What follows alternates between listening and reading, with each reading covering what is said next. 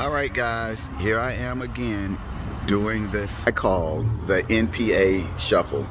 Every 2 years or so, I find myself here at the Supervisor of Elections office, changing my party affiliation from NPA to whatever party I want to participate in the primaries.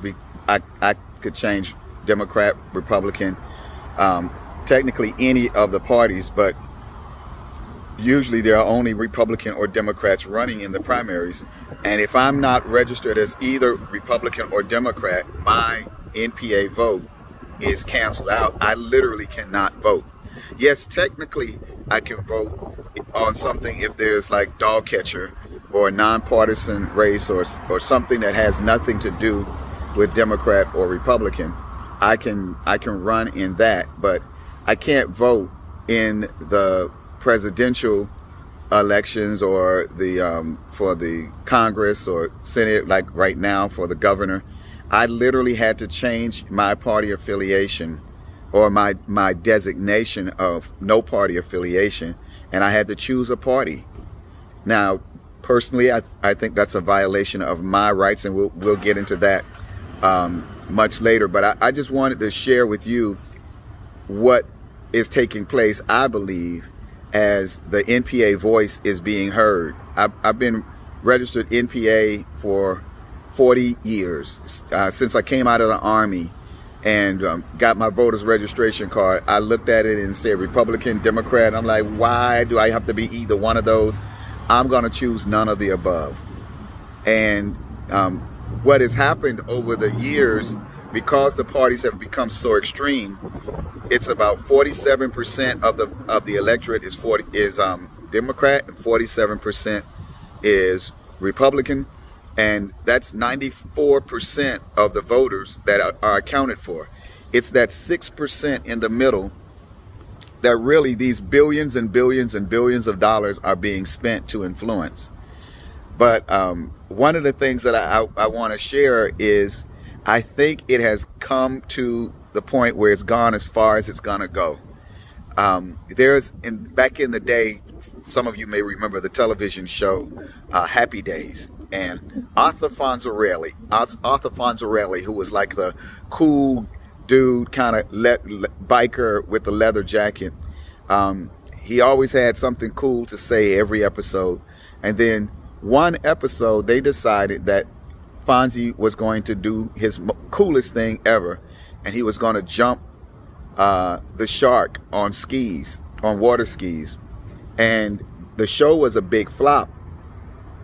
But because everybody said that they had run out of ideas, and so now they literally call it jump the shark when a TV show has gone as far as they can go and have run out of ideas and they don't have anything else. They've jumped the shark. I think the new phrase is going to be throw the Fauci. When you have gone as far as you can go in your political rhetoric, you throw the Fauci. And Ron DeSantis has thrown the Fauci. He actually threw the Fauci literally with that nonsense that somebody ought to take that little elf, speaking of Dr. Fauci, and chuck him in across the Potomac. And my first thought about that was I literally felt for everybody who had a grandfather specifically.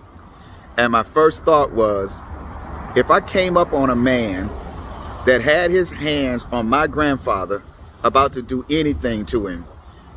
Listen, I'm 62 years old, guys, and I tell people this all the time. A life sentence for me becomes less and less of a threat the older I get. You don't want to bother me when I'm 96 years old. I'm telling you right now. Life in prison ain't that big of a threat when you're 96 years old. But when a grown man says that he's going to grab another man and his senior, someone that he should at least respect, show some respect for, and says something as disrespectful as somebody ought to take him and chuck him across the Potomac, that man doesn't even deserve to be called a man. But Ron DeSantis has He's thrown the Fauci, if you will. That's what it's going to be called.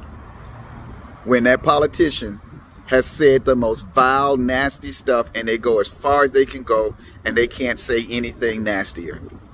I think it's going to be difficult for Ron DeSantis to top that level of sleaze.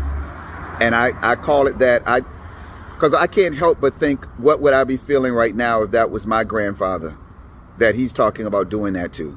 And I guarantee you, I said it earlier, if it was Dr. Mike Tyson, he wouldn't be talking about throwing a Dr. Mike Tyson like that, because they all are very calculated in what they say and do. They know what they can get away with. They know when they're not going to be punched in the face, and they know when they can run and hide behind Secret Service and all that other stuff. But no man would say it. If he wasn't governor, if he was just a regular dude in the street, he'd pull up long before he says something like that. And for that reason, I'm a no party affiliated voter. I don't get caught up in the rhetoric and the nonsense and the stuff that the party wants to feed its base. Because after the primaries are over, then the party has to come and talk to the guy who looks like me, that has no affiliation, no attachment to your nonsense. But what they're hoping is that they can put so much garbage and foul nonsense out there that it will make us not want to vote. They're literally banking on a low voter turnout come November. Black folk, I'm telling you, no party affiliated, there's 144,000 no party affiliated voters. We might be lucky if we get 30% of the total Democrats to show up and 30% of the Republicans, because people don't usually treat these midterm elections seriously. And that's why we end up with people like Ron DeSantis. But I'm not going to try to tell you what you need to do, because again, no party affiliation doesn't try to tell anybody what to do. All we do is do what we do. I'm just one voice, one vote, and if you want my one vote, talk to me. And the best you can do is pray that your campaign doesn't come down to my one vote. But I'm telling you right now, guys, the Republicans and the Democrats are so far to the extremes that they both have jumped the Fauci. They both are playing to the base, throwing stuff out there to see what sticks. And hopefully it'll get people to vote for us. But until we start getting candidates and parties that really talk about bringing us together, I don't ever see myself becoming a part of anybody's party. As the rapper said back in the day, y'all remember who that was. Calvin Klein ain't no friend of mine. I don't wear nobody's name on my behind. So as I do, and probably you too, do the NPA Shuffle, here's what I'm going to encourage you. This is a huge strategy. Guys, come down to the Supervisor of Elections office. Change your party affiliation from, if you're a Republican and you're tired of the Republicans, if you're a Democrat, tired of the Democrats, change your party affiliation to no party affiliation, because you don't have to have a party now going forward. You don't need to be part of a party to vote in November, and you don't need to be a part of a party to vote in Jacksonville's primary or general elections next year. So why are you part of a party? You don't have to be. So come down to the Supervisor of Elections office, do what I did. Change your voter registration from Democrat to no party affiliation, and stay no party affiliation until the party gets a candidate that makes you think you might want to be in that party in order to vote.